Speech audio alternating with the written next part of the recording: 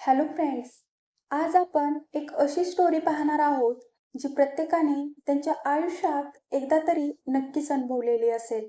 Video शेवटपर्यंत नक्की पहा. चला तर सुरुवात करूया. ती रोज त्याचा लास्ट सीन चेक करायची, पण एक दिवस तो ऑनलाईन असूनही तिने पाठवलेल्या मेसेजला रिप्लाय आला नाही आणि त्या एका रात्रीने तिला तिची खरी जागा दाखवली. ती आणि तो त्यांचं नातं काही नावाचं नव्हतं, पण ते रोज बोलायचे.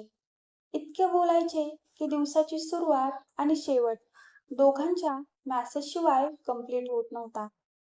गुड मॉर्निंग, उठलीस का? आज काय प्लॅन आहे? अशा छोट्या छोट्या मेसेजमधून एक नातं तयार झालं होतं, जे बोललं नव्हतं पण फील होत होतं. हळूहळू ती त्याच्यावर डिपेंड व्हायला लागली.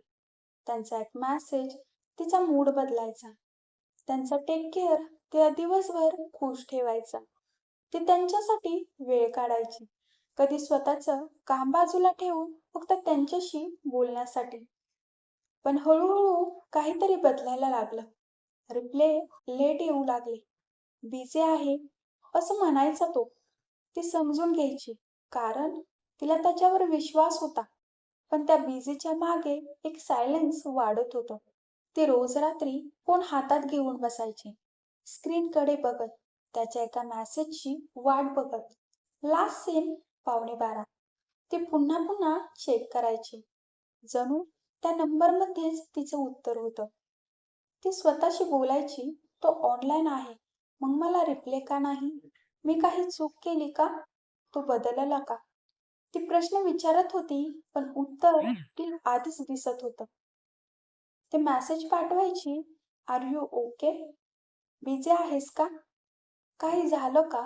ब्लू टिक यायचे, पण रिप्लाय नाही. तो ऑनलाईन असायचा, पण तिच्यासाठी नाही.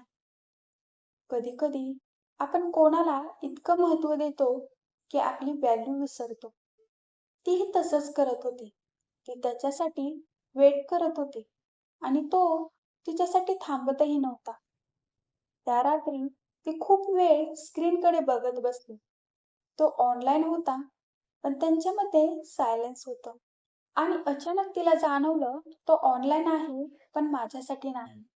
त्या एका थॉटने तिच्या मनात सगळं क्लिअर झालं. ती शांत बसली. पहिल्यांदाच ती सिच्युएशन ॲक्सेप्ट करत होती. कोणी बिझी नसतो, फक्त प्रायोरिटी बदलते. तिला आठवलं तो आधी कसा होता.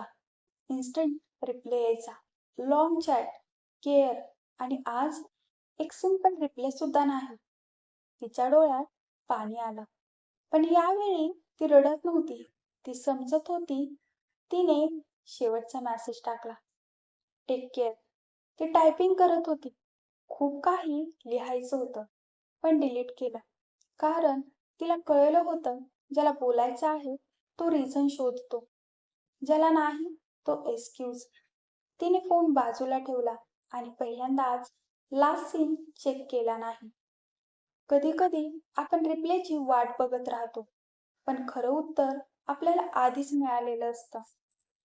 जो आपल्यासाठी वेळ काढत नाही, तो आपला कधीच नव्हता. आणि कधी-कधी ज्याला आपण सोडतो, तोच आपल्याला स्वतःकडे परत आणतो. व्हिडिओ कसा वाटला ते कमेंटमध्ये नक्की सांगा. व्हिडिओ आवडला असेल तर एक लाईक आणि सबस्क्राईब नक्की करा.